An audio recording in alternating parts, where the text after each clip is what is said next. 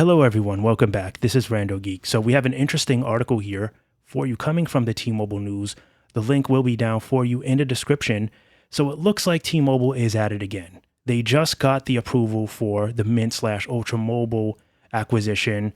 They're looking to purchase most of US Cellular, right? So that deal is still out there on a limb. And many of you feel like this can go either way, right? It might get approved, might not get approved. I'm not really sure. I'm not really sure. It's a tough one.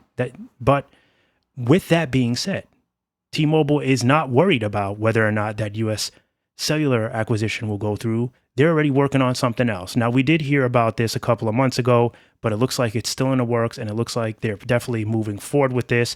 There must be some confidence behind this that they think it will get approved. So what are we talking about? Well, the headline here, T-Mobile and Lumos. So it looks like there's a proposed acquisition, and the FCC, which is interesting, the FCC is asking for the public to comment on whether or not we as consumers want to see this deal happen. Do we think that T-Mobile has the right to come in and purchase Lumo and yet have another acquisition with another very big one, US Cellular? They're going to buy apparently most of US Cellular. With that acquisition on the limb, in the works, right? In the works, they want to already go after something else. So they're not even waiting for one thing to clear before they start making moves on another deal. Now, let's just read a little bit about this. It's real short. Link will be down again for you in the description if you want to check it out on your own or share it with someone else. So, of course, after the Mint Mobile deal got approved, T-Mobile revealed its plans to buy most of US Cellular, and then again, T-Mobile is going after Lumos, which is a fiber internet provider. So with this new decision, the Federal Communications Commission, FCC, is asking the public for help in making a decision.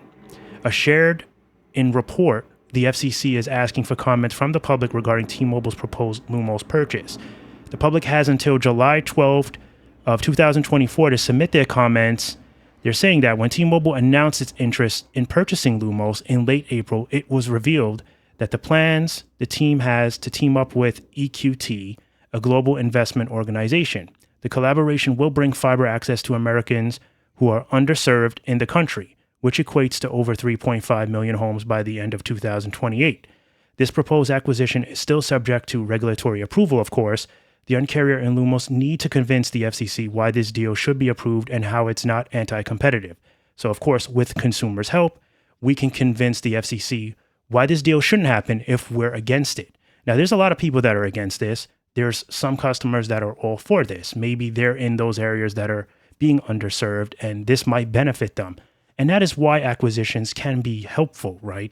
To get service out to consumers that are in areas that are not getting the attention they need. And that's a positive that could be part of the US Cellular and T-Mobile deal. Getting access to T-Mobile customers that don't have good enough service, that want to be on T-Mobile's network, but they're not getting the love and attention that they should be because the network is not able to reach them. And getting the help from US Cellular, getting access to those towers might benefit many consumers. But then there's all this other stuff that people have, in mind, all these other feelings and emotions about T-Mobile coming in and just buying everything. It's anti-competitive. No matter how you look at it, it's anti-competitive. It's unfair to other carriers, and it's also unfair to smaller businesses that want to compete, that want to give options to consumers, but they can't compete with such large companies like T-Mobile, especially when they're coming in and buying everything. And it's also not good for consumers that want other options, that want away from T-Mobile. You'll be surprised. Many of you here, of course, feel this way, but there's so many.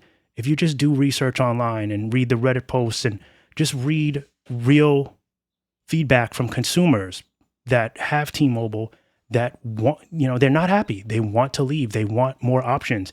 Now, if a company like T-Mobile comes in and is buying all the options, buying all the competition, we won't have any options. So this is the problem with these mergers. And we have to realize that at some point, the FCC will have to say no.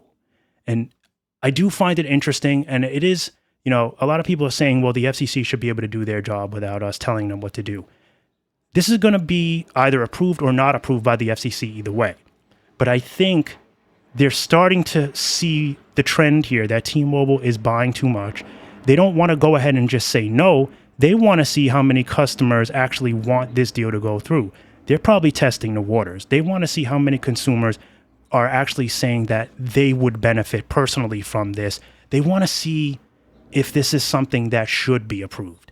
So I do think this is a great way to go about it. Ask the consumer what they want.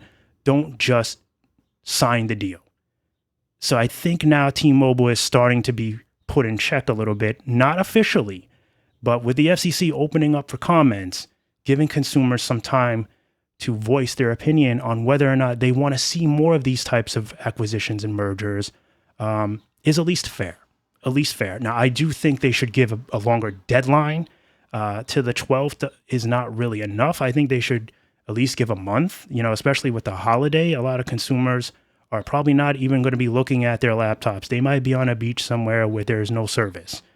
And they may not be back for at least a week or two after the holiday because they might be taking their vacation around that time. So I think the deadline is a little short. I think it's too brief.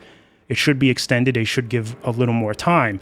But I do think that this is somewhat of a good way to go about this. Give the consumer a chance to voice their opinions, their concerns, or the benefits that they think these mergers might bring. Because remember, this can be viewed as a very anti-competitive decision. And T-Mobile, of all companies, has had their fair share of acquisitions, their fair share of having things go their way. And it has eaten up a lot of competition. It's hurt Dish dramatically. It's hurting AT&T and Verizon as well.